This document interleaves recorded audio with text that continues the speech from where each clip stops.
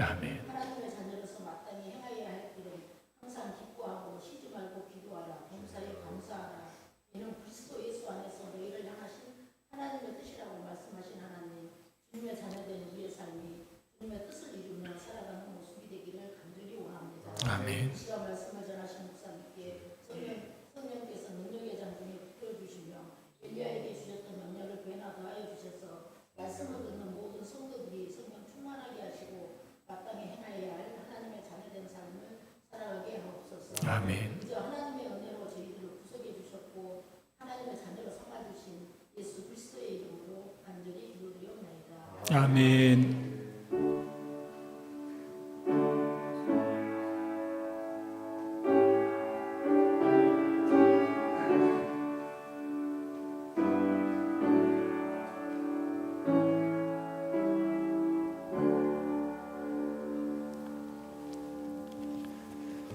하나님의 말씀 사도행전 3장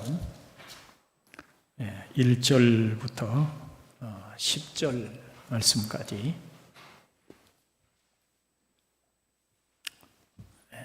같이 봉독합니다. 제9시 기도 시간에 베드로와 요한이 성전에 올라갈새 나면서 못 걷게 된 이를 사람들이 메고 오니 이는 성전에 들어가는 사람들에게 구걸하기 위하여 날마다 미문이라는 성전 문에 두는 자라. 그가 베드로와 요한이 성전에 들어가려 함을 보고 구걸하거늘 베드로가 요한과 더불어 주목하여 이르되 우리를 보라 하니 그가 그들에게서 무엇을 얻을까 하여 바라보거늘 베드로가 이르되 은과 금은 내게 없거니와 내게 있는 이것을 내게 주노니 나사렛 예수 그리스도의 이름으로 일어나 걸으라 하고 오른손을 잡아 일으키니 발과 발목이 곧 힘을 얻고 뛰어 서서 걸으며 그들과 함께 성전으로 들어가면서 걷기도 하고 뛰기도 하며 하나님을 찬송하니 모든 백성이 그 걷는 것과 하나님을 찬송함을 보고 그가 본래 성전 미문에 앉아 구걸하던 사람인 줄 알고 그에게 일어난 일로 인하여 심히 놀랍게 여기며 놀라니라. 아멘.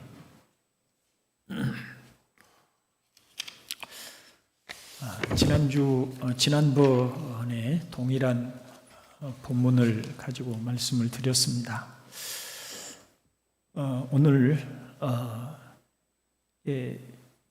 베드로와 요한이 같은 본문을 가지고 베드로와 요한이 나면서부터 안진뱅이로 태어난 사람을 그리고 구걸하고 있는 사람을 붙잡아서 예수님의 이름으로 일으켜 세운 그 내용을 가지고 살펴보려고 합니다.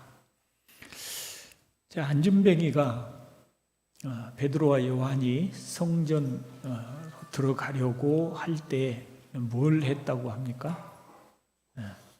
구걸을 했다고 하지요. 3절에 그가 베드로와 요한이 성전에 들어가려 함을 보고 구걸하거늘이라고 합니다. 이 안진뱅이가 원했던 것은 무엇일까요? 돈이죠. 그런데 그가 오랫동안 그 성전 문 앞에 앉아서 구걸을 하면서 생각한 것은 사람들이 무슨 큰 돈을 주고 간다고 이렇게 생각하지 못했을 것입니다. 그가 원했던 것은 동전 몇 입 정도 아주 작은 돈을 원했을 것입니다. 베드로와 요한에게도 그저 동전 몇 입 동정해 주면 그것으로 고맙다고 고개 끄덕이고 말았을 것이겠죠. 혹시라도 베드로와 요한이 조금 더 큰 단위의 돈을 주었다면 이 안진뱅이는 아마 고개를 몇 번 더 조아리면서 오늘은 횡재했다. 오늘 모처럼 만에 횡재를 했다라고 지금 우리의 입장에서 보면 좀 오늘은 횡재했으니 맛있는 음식 좀 사 먹고 오늘 좀 행복한 밤을 보낼 수 있겠다. 그렇게 했지 않았을까요? 그렇게 그는 또 다시 내일이면 또 구걸하기 위해서 나오고 그렇게 살다가 결국 죽었을 것입니다.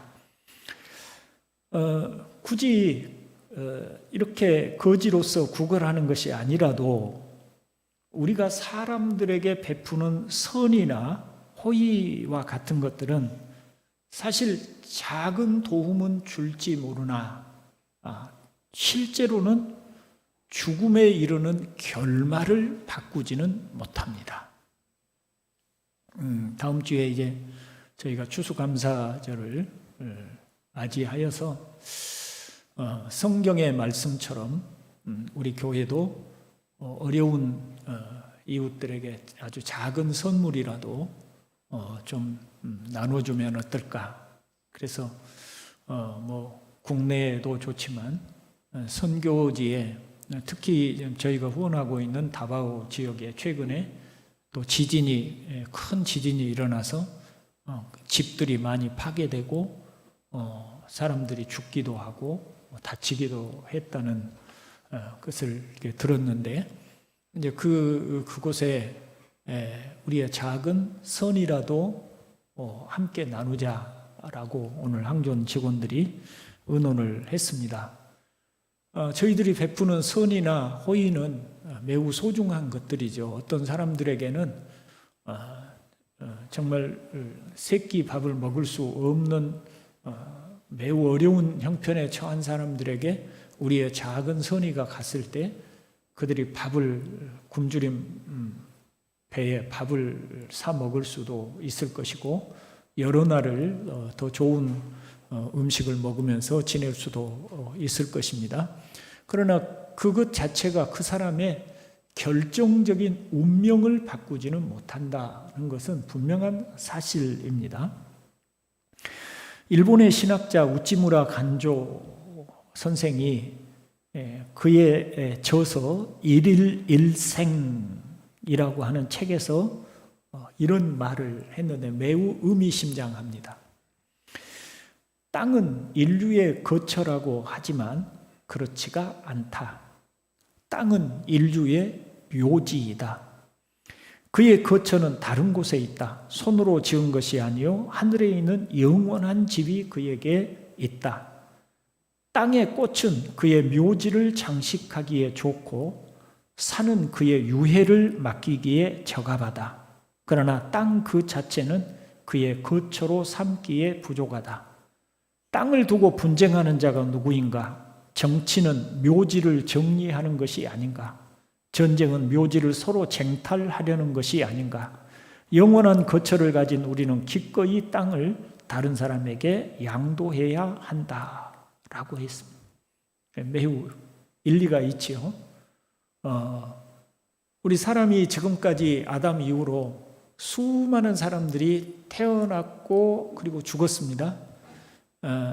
너는 흙이니 흙에서 왔으니 흙으로 돌아갈 것이다 라고 하신 말씀대로 그 수많은 사람들이 흙으로 돌아갔으니 이 지구는 이 우찌무라 간조 선생의 말처럼 하나의 묘지라고 해도 틀림이 없습니다. 우리 인간의 범죄로 말미암아 우리에게 사망이 왔기 때문에 그리고 누구도 이 사망에서 벗어날 수가 없기 때문에 우리는 다 이 세상에서 우리 육체를 흙에 묻을 수밖에 없고 흙으로 돌아갈 수밖에 없습니다. 그래서 우리가 이런저런 말을 할지라도 오늘 우리의 육체는 아무리 아름답고 젊고 씩씩해도 내일의 흙에 지나지 않는다. 자, 베드로는 적선을 요청하는 거지에게 은과 금은 내게 없거니와, 그러니까 이 거지에게 적선해 주는 은과 금은 그에게 뭘 주는 것이죠? 나중에 흙이 될 그의 육신의 자그마한 도움을 주는 것입니다. 그런데 베드로는 은과 금 대신에 다른 것을 주고자 합니다. 6절 함께 읽어봅니다. 베드로가 이르되 은과 금은 내게 없거니와 내게 있는 이것을 내게 주노니 나사렛 예수 그리스도의 이름으로 일어나 걸으라 하고 라고 합니다. 여기서 베드로는 내게 있는 이것이라고 합니다. 무엇이죠? 베드로에게 있는 것. 안전뱅이는 가지고 있지 않고 베드로에게 있는 것. 은과 금과 비교할 수 없는 그것. 그게 뭡니까? 예수 그리스도이시죠. 우리의 죄를 위해서 십자가에 달려 죽으시고 부활하시고 지금은 하나님 보좌 우편에 앉아 계신 나사렛 예수 그리스도였습니다. 베드로는 은과 금으로 상징되는 세상을 주고자 한 것이 아니라 예수 그리스도 안에 있는 영원한 생명을 그에게 주고자 했습니다. 이 생명, 예수 그리스도 안에 있는 이 영원한 생명을 가진 자만이 우리 코끝에 호흡이 멈추는 그 순간 이 세상이라는 묘지를 넘어 아까 손으로 짓지 않은 하늘에 있는 우리의 거처에 들어갈 자격이 있는 것입니다. 예수 그리스도를 믿을 때만이 금은 보화로도 해결할 수 없는 영생을 누릴 수 있다는 것입니다. 여러분, 당장 우리에게 은과 금은 필요하기는 합니다. 우리의 육체의 생명을 연장하고 우리의 육체의 생명의 건강함을 가지고 살 수 있기 위해서는 은과 금이 필요하기는 합니다. 그 자체가 필요 없다는 것은 아닙니다. 그래서 주님도 일용할 양식을 위해서 구하라고 말씀을 하셨고 하나님 나라와 의를 구하면 무엇을 먹을까 무엇을 마실까 무엇을 입을까 염려하는 그것 또한 하나님께서 주실 것이라고 그렇게 말씀을 하셨습니다. 그러나 그것은 우리에게 영원한 것이 아니다. 그것은 결국 썩고 사라질 흙이 될 우리 육체를 위해서 잠시 동안 도움을 주는 것이다. 우리에게 진정으로 필요한 것은 무엇입니까? 예수 그리스도 안에 있는 영원한 생명인 것이죠. 저와 여러분에게 이 예수 그리스도 안에 있는 이 생명의 소중함을 아는 은혜와 그리고 우리 이웃들에게 우리가 육체에 필요한 것들을 제공해 주는데 그치는 것이 아니라 바로 이 예수 그리스도 안에 있는 이 생명을 우리가 전하고 함께 나눌 수 있는 그런 성도가 될 수 있기를 주님의 이름으로 축원을 드립니다. 자, 우리에게도 마찬가지입니다. 우리에게도 이 은과 금으로 상징되는 물질적인 필요함이나 이런 것들이 없다고 필요 없다라고 할 수는 없습니다. 그러나 우리가 추구해야 할 것은 이 물질적인 것으로 상징되는 은과 금으로 상징되는 그 물질적인 것들을 우리는 추구하는 사람들이 아니라 그리스도 안에 있는 영원한 생명을 추구하는 자들이 되어야 할 것입니다. 우리는 그것을 베드로에게서 유추해서 생각해 볼 수 있습니다. 베드로가 내게 있는 이것을 너에게 준다 라고 할 때 그 이것은 예수 그리스도 안에 있는 생명이었죠. 베드로에게는 이 생명이 있었지 않습니까? 자, 그런데 마태복음 8장 14절로 15절에 보면 이런 말씀이 있습니다. 예수께서 베드로의 집에 들어가사 그의 장모가 열병으로 앓아 누운 것을 보시고 그의 손을 만지시니 열병이 떠나가고 여인이 일어나서 예수께 수종 들더라고 합니다. 베드로에게 장모가 있었다는 이야기는 베드로에게 무엇이 있었다는 이야기입니까?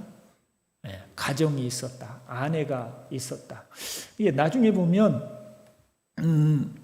고린도전서 9장 5절에 보면 우리가 다른 사도들과 주의 형제들과 게바와 같이 믿음에 자매된 아내를 데리고 다닐 권리가 없겠느냐라고 바울이 말하고 있는 것을 통해서 보면 베드로가 복음을 전도하기 위해서 다닐 때 자신의 아내를 데리고 다닌 것을 알 수 있어요. 아내를 데리고 다녔다는 이야기는 자녀는 없었던 것 같아요. 자녀가 있었다면 아내를 데리고 다니기가 쉽지 않았겠죠.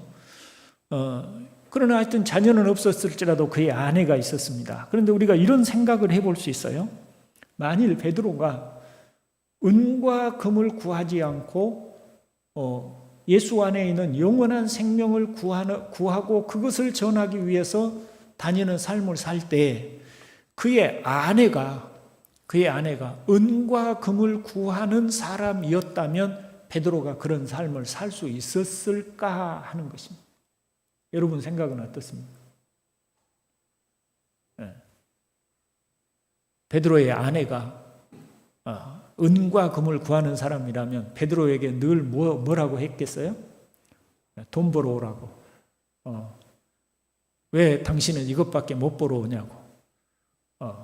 남들은 이웃집에 누구는 돈도 잘만 벌어다 주더니 당신은 왜 맨날 예수 믿으라고 전도만 하러 다니지? 돈 한 푼 벌어오는 일이 없냐고. 이렇게 하지 않았겠어요? 그러면 베드로가 마음 놓고 온 힘을 다해서 복음을 전하는 일을 잘 할 수 있었을까요?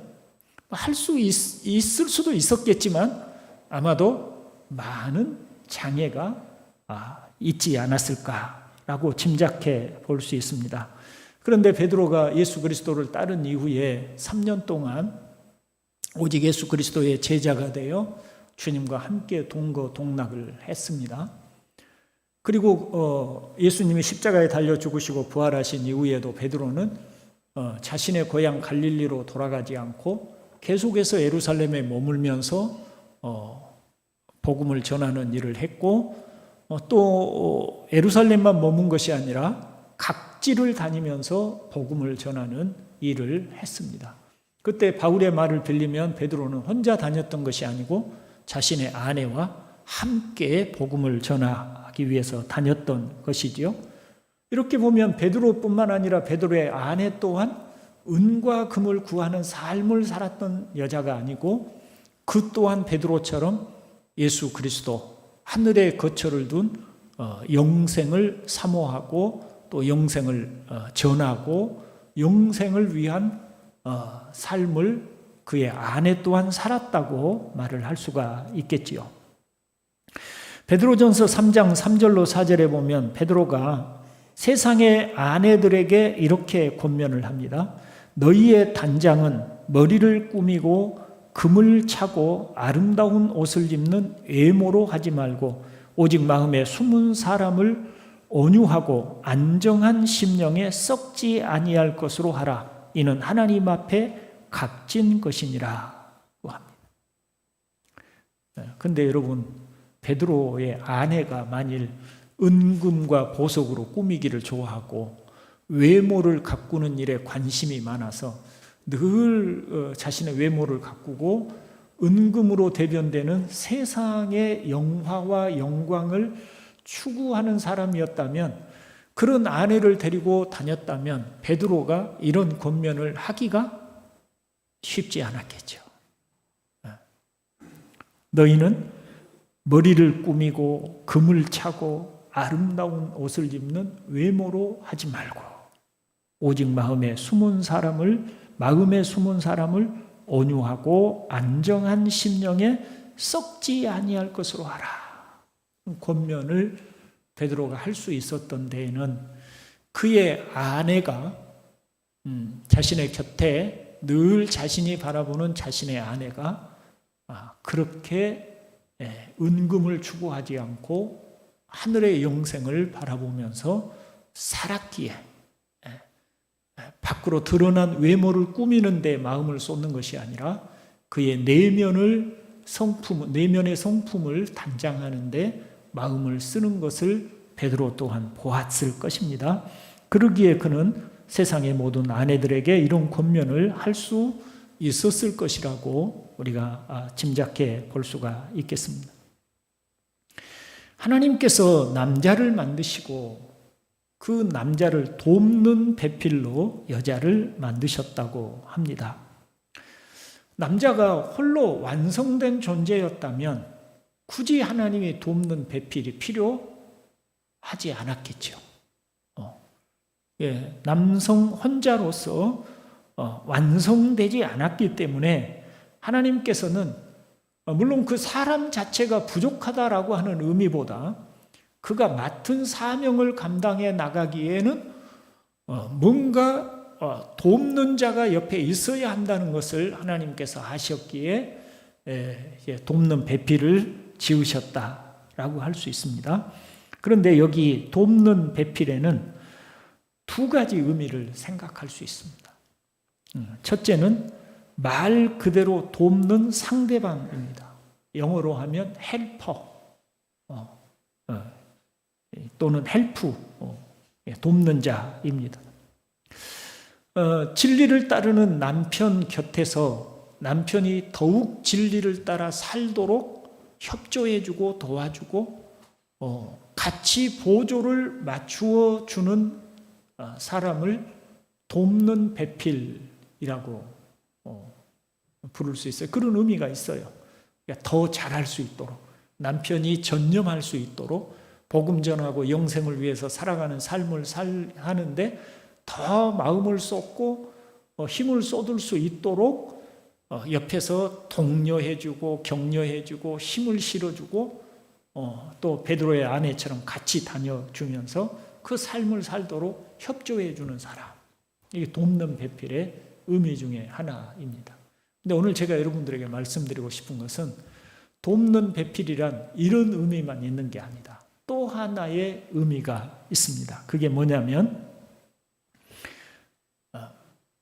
맞서서 혹은 반대하여 라고 하는 뜻이 있어요.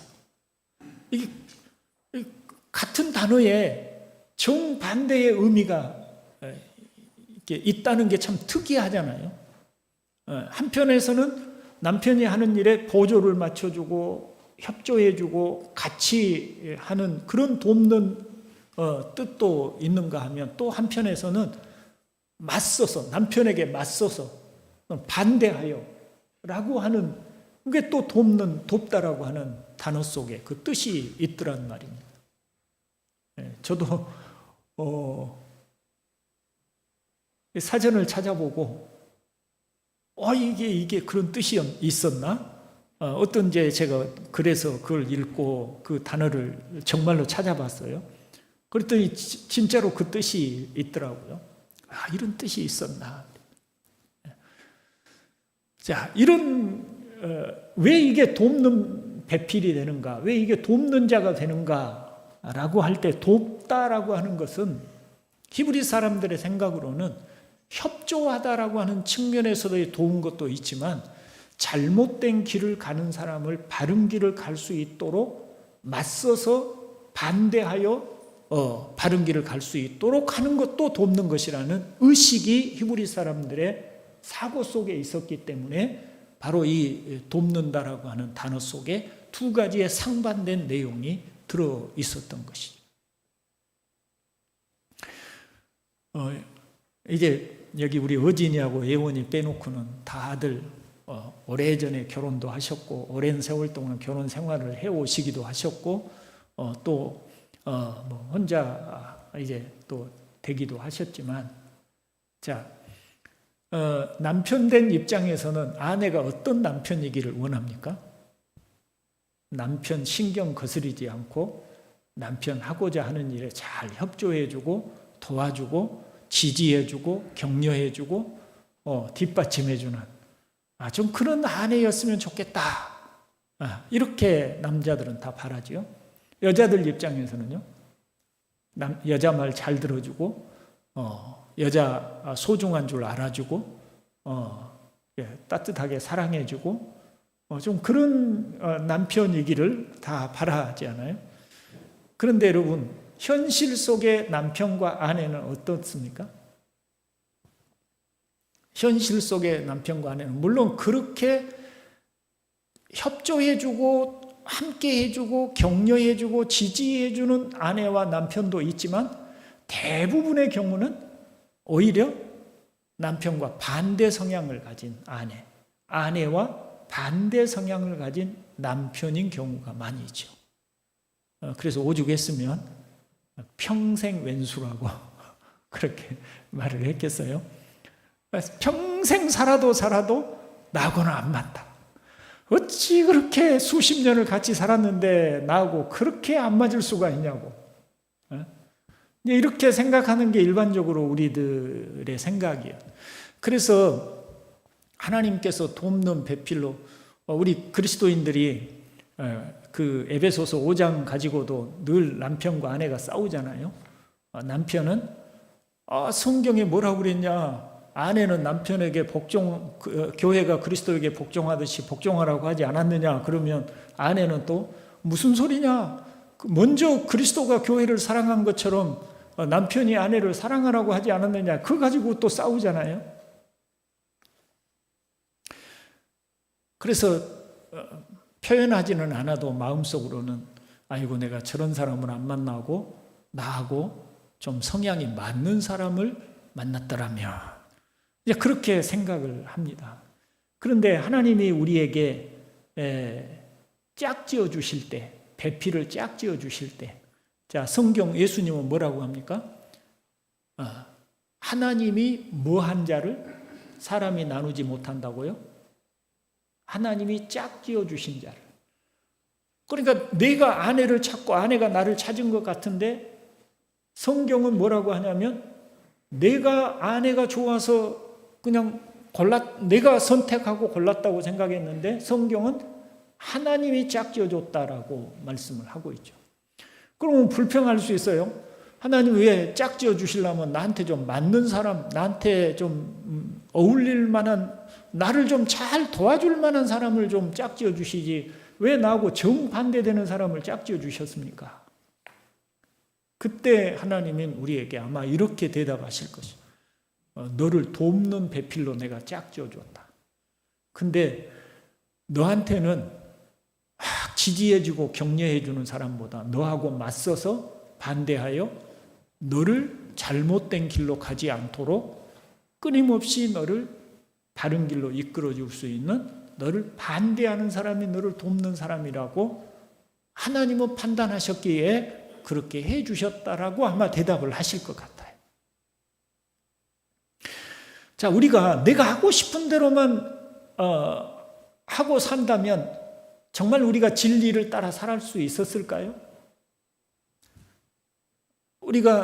내가 하고 싶은 대로만 하고 살았다면 내 인생이 올바른 인격과 성품을 가지고 하나님의 자녀다운 삶을 살 수 있었을까요?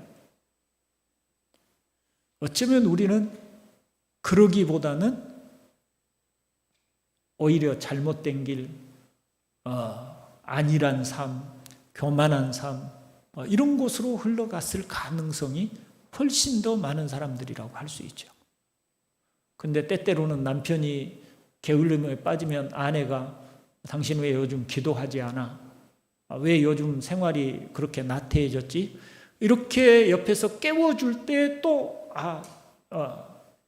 잔소리는 귀찮지만 또 일어나서 성경을 읽고 기도하게 되고, 아내 또한 남편이 올바로 이끌어줄 때 또 그냥 한쪽으로 너무 치우쳐 나가던 삶을 돌이켜 균형 있는 삶을 사는데 도움을 줄 수 있는 것이죠.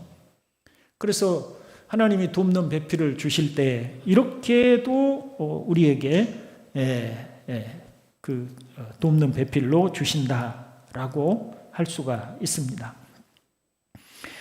하나님이 우리에게 품으신 뜻은 우리로 세상의 은과 금을 추구하는 사람이 아니라 예수님 안에 있는 영원한 생명을 바라보며 사는 사람이 되기를 원하십니다. 그래서 그런 삶을 살도록 하기 위해서 때로는 나에게 가시와 같은 아내와 가시와 같은 남편을 주시기도 하신다는 것이죠. 그래서 내 마음에 맞도록, 내 구미에 맞도록만 해주지 않는다고 불평하고 원망하는 것이 아니라 하나님이 나로 하여금 영원한 생명을 바라보고 그 생명을 향해 나아가도록 하나님이 나에게 소중한 배필을 주셨다라고 감사할 수 있어야 할 줄로 믿습니다. 여러분, 우리가 이 세상에서 원하는 만큼 물질의 복을 받고, 원하는 만큼 성공하고, 원하는 만큼 건강하고, 원하는 만큼 좋은 사람들만 옆에 있다면 우리는 이 세상이야말로 천국이 아닌가 하고 하나님 나라를 바라보지 않고 살아갈 가능성이 많은 사람들입니다. 그런데 우리 곁에 나를 아프게 하고 고통스럽게 하고 눈물 나게 하고 내 삶을 좌절시키는 사람들, 또 실패와 수많은 절망적인 상황들 속에서 무릎 꿇을 수밖에 없고 넘어질 수밖에 없는 그 상황들 속에서 절망하면서 우리는 이 세상은 내가 소망하며 살아갈 세상이 아니구나. 하나님이 지으신 영원한 하나님 나라만이 나에게 진정한 소망이구나 라고 우리의 정신을 일깨워줬다면, 실패는 우리에게 없어야 될 나쁜 것이기만 하는 것입니까? 아니면 우리 영혼을 위하여 유익한 것입니까? 우리 영혼을 위하여 유익한 것이 되는 것입니다.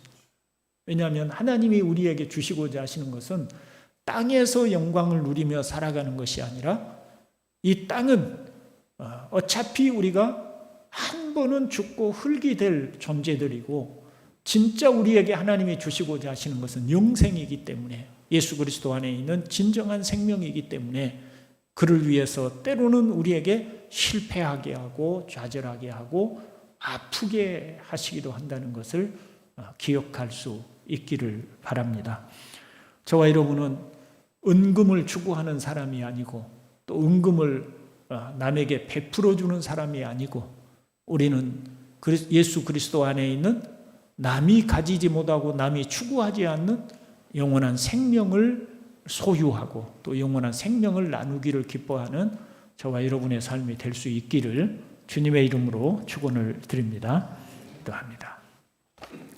하나님 우리 아버지여, 베드로가 은과 금은 가지고 있지 않지만 자신이 소유한 소중한 그것, 진정한 생명의 능력 예수 그리스도가 있기에 내게 있는 것으로 너에게 준다고 하며 예수 그리스도의 이름으로 그를 일어나 걷기도 하고 뛰기도 하게 하였던 것을 봅니다. 자비로우신 아버지 하나님, 우리로 하여금 은금을 추구하고 은금을 나눠주고 은금만이 모든 것인 양, 자신이 가진 모든 것인 양 살아가는 삶이 아니라 하나님이 주신 영원한 생명을 바라고 살아가는 우리 모두가 되게 하여 주시옵소서. 자비로우신 아버지여, 우리에게 정말 깨달음을 주셔서 우리의 생명이, 우리의 남은 생명이 많지 않고 결국 우리가 흙으로 돌아갈 수밖에 없는 존재인 것을 깨닫게 하여 주시기를 원합니다. 그러므로 아버지 하나님, 우리로 하여금 하나님이 약속하신 영생을 바라보고 소망하며 그 나라를 항상 앙망하며 살아가는 우리 동산교회 형제들이 되게 하여 주시옵소서. 구주 예수님의 이름으로 기도드리옵나이다. 아멘. 복음 찬송가 287장입니다.